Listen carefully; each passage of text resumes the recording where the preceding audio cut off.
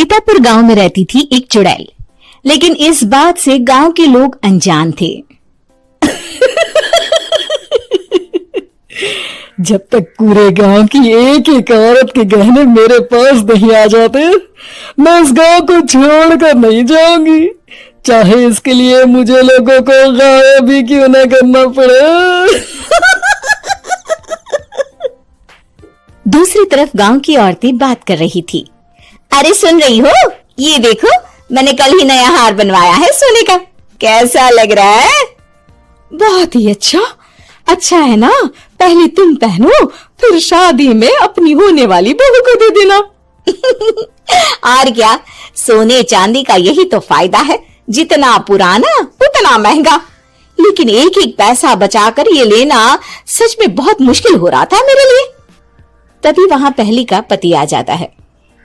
गांव में एक औरत के घर के सोने के सारे गहने चोरी हो गए। लोग बातें बना रहे कि गांव में कोई चोर घुस आया है जो घर की कोई चीज को हाथ नहीं लगाता, पर सिर्फ सोने के गहनों को ही चुराता है। अब तुम ना अपने ये गहने संभाल कर रखना। हे भगवान, ये क्या बोल रहे हैं? ये तो वही बात हो गई कि गांव बसाने ही और लुटेरे पहले आ गए। दूसरी तरफ गांव के ही एक घर में रंजना रहती थी। उसके पति का गांव में चाउमीन का ठेला था। एक दिन उसके घर में एक औरत आती है। अरे रंजना, तू गांव में नहीं है तो सोचा तुम्हें बता दूं। गांव में बात चल रही है कि गांव में एक चोर घुस आया है जो घरों के सोने के गहने चुरा लेता है। अरे मैं तो सिर्फ ये कान की छोटी सी बाली ही सोने की पहनती हूँ, बाकी गहने तो मैंने गांव के बैंक में लाकर रखे हैं। ये क्या होता है? ना बाबा ना, हमारे गांव की औरतें तो गहने अपने पास ही रखती है।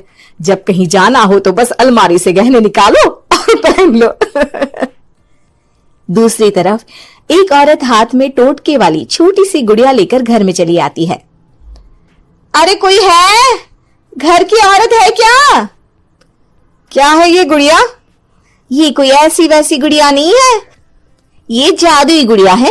इसको घर की अलमारी में रखना, अगर तुम्हारे घर पर किसी की बुरी नजर होगी तो रात भर में ये पतली सी गुड़िया मोटी हो जाएगी। मैं कल आकर ये गुड़िया ले जाऊंगी और तुम्हारे घर की सारी बुरी नजर छूट जाएगी, समझी? अरे वाह, ये तो बहुत कमाल की गुड़िया है, दे दो। कितने की है एक? अरे नहीं नहीं नहीं, ये फ्री की है। मेरा काम इस पूरे गांव को बुरी नजर से दूर रखने का है। हाँ। भली औरत उसके हाथ से वो गुड़िया लेकर अलमारी में रख देती है। लेकिन अगली सुबह जब वो उस गुड़िया को देखती है तो पतली सी गुड़िया मोटी हो चुकी होती है। हे भगवान, ये क्या? किसने मेरे घर को बुरी नजर से बांध रखा था? तभी वो गुड़िया वाली भी आ जाती है। मैंने कहा था ना, घर पर बहुत ज्यादा बुरी नजर है, लाओ ये गुड़िया मुझे दे दो। औरत वो गुड़िया उठाकर उसे दे देती है।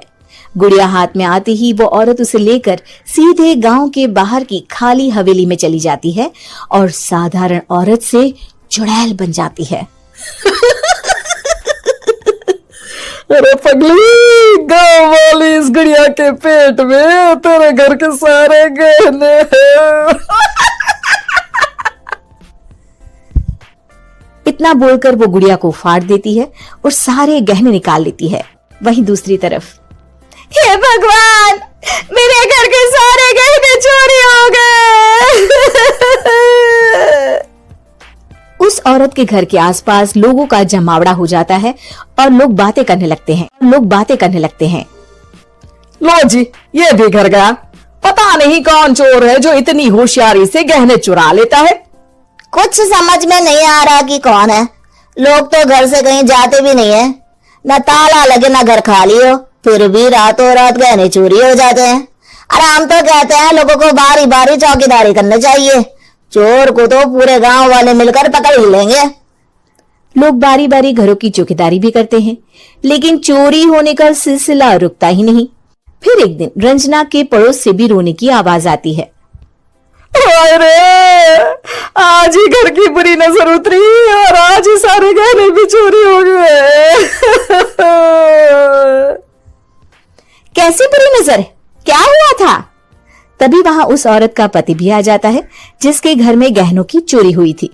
हाँ, मेरी बीवी ने भी किसी गुड़िया को घर में बुरी नजर उतारने के लिए रखा था, लेकिन अगले दिन गहने चोरी हो गए। अब रंजना को कुछ कुछ बात समझ में आ जाती है। वो गांव वालों से कहती है, देखिए अब आप लोग चिंता न करें, जल्द ही चोर पकड़ा जाएगा। उस नजर उतारने वाली गुड़िया को आज मेरे घर कोई भेज देना। फिर क्या था, चुड़ैल को लोग रंजना के घर भेजते हैं। पहली बार देखा है कोई खुद लुटने को तैयार बैठा है। तो तू है जिसे घर की बुरी नजर उतारनी है? ये ले गुड़िया, ये सुबह तक मोटी हो गई तो समझो तुमको और तुम्हारे घर वालों को नजर लगी है। हाँ हाँ, मैंने काफी सुना है। तुम ये गुड़िया मेरे घर छोड़ देना। अरे क्यों नहीं, कल सुबह आऊंगी जब गुड़िया तुम्हारे घर की सारी बुरी नजर लेकर मोटी हो जाएगी, ठीक है? अब क्या था, रात को रंजना ने पूरी नजर गुड़िया पर रखी। वो अपने पति और गांव के कुछ लोगों को घर की खिड़की से घर के अंदर नजर रखने को कह देती है, और फिर जो नजारा सब देखते हैं वो हैरान करने वाला होता है। गुड़िया धीरे से अलमारी खोलकर बाहर आती है। अलमारी के सारे गहने लेकर घर में जहां जहां गहने होते हैं वो लेकर अपने मुंह से खा जाती है। वो जितने गहने खाती उतनी ही मोटी हो जाती और फिर अलमारी में बंद हो जाती है। गांव वाले डर के मारे वहीं बेहोश हो जाते हैं। लेकिन सुबह जब वो औरत गुड़िया लेने आती है, रंजना उसका सामना करती है। ये देखो गुड़िया कितनी मोटी हो गई है, लगता है मेरे घर में बहुत लोगों की नजर लगी है। लाला ये गुड़िया मुझे दे दे, अरे बहुत कीमती गुड़िया है ये। तेरे घर की सारी बुरी नजर मैं गांव के बाहर वाली हवेली में फेंक आती हूँ। शाम को फिर लोगों के घर इसे लेकर जाना है ना, इसमें तो मेरी जान बसती है, जान।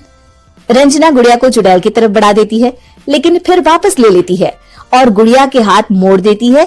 जैसे ही गुड़िया के हाथ मोड़ती है, चुड़ैल का हाथ भी मुड़ जाता है। अच्छा, तो ये वो गुड़िया है जिसमें तुम्हारी जान बसती है। अब सुन चुड़ैल, तेरी सारी हकीकत सबके सामने आ गई है। या तो गांव वालों के गहने लौटा दे, नहीं तो मैं इस गुड़िया की गर्दन मोड़ दूंगी। चुड़ैल डर जाती है। अरे नहीं नहीं, मेरी गुड़िया दे दो, मैं सबके गहने वापस कर दूंगी।